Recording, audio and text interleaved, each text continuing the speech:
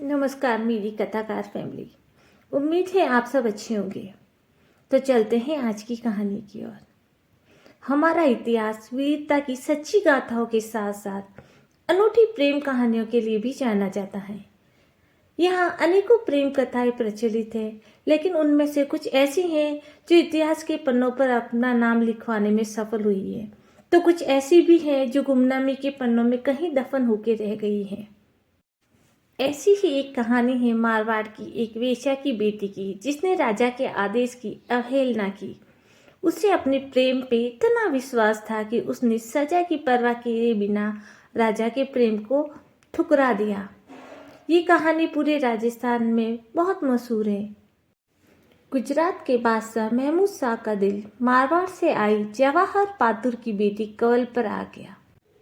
कंवल जैसा नाम वैसी ही कमल सी खूबसूरती पाई थी उसने, जिसे कोई भी देखता तो फिर उससे नजरें हटाना मुश्किल हो जाता।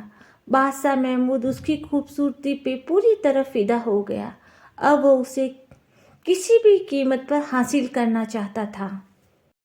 उस पर कंवल की खूबसूरती का भूत सवार था। उसने कंवल को समझाने की बहुत कोशिश की और कहा, मेरी बात मान लो, मेरे पास आजा।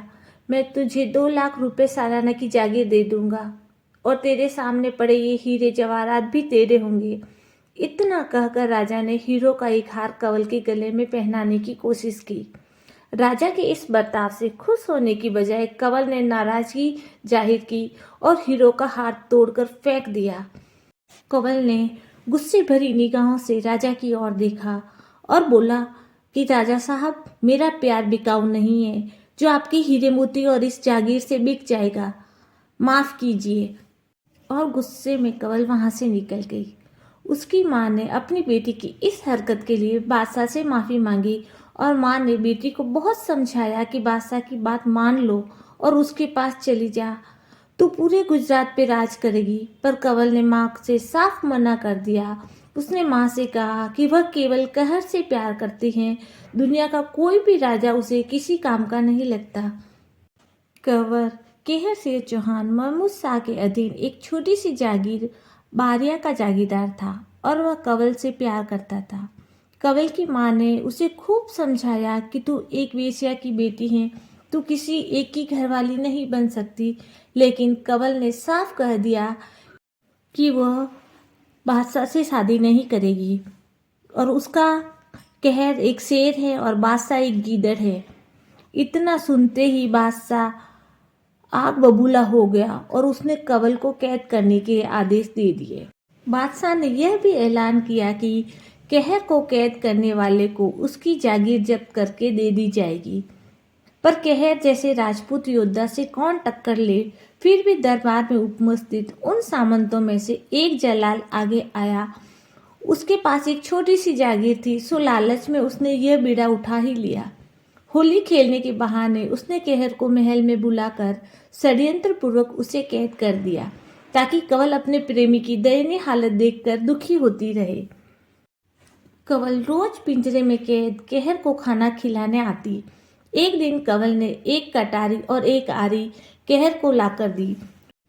उसी समय कहर की दासी पन्ना ने वहां सुरक्षा के लिए तैनात जौहर खान को जहर मिली भांग पिलाकर बेहोश कर दिया। इसी बीच मौका पाकर कहर पिंजरे के दरवाजे को काटकर आजाद हो गया और अपने साथियों के साथ बाहर निकल आया। जागीर जब्त होने के कारण कहर ने मेवाड़ के एक सीमावर्ती गांव के मुखिया गंगो भील से मिलकर आप बीती सुनाई। गंगो भील ने अपनी अधीन 60 गांवों के भीलों का पूरा समर्थन कहर को देने का वादा किया।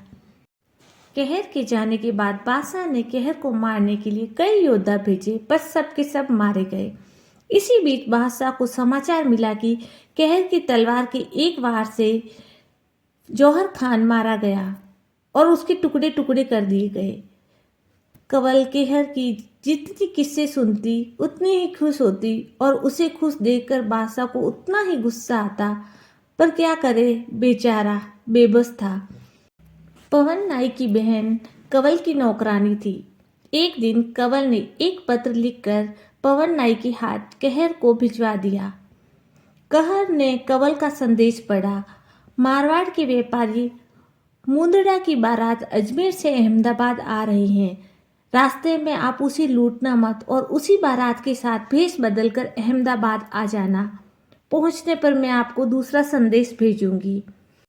अजमेर अहमदाबाद पर बारात में कहर व उसके 4 साथी बारात के साथ हो लिए। कहर जोगी के वेश में था।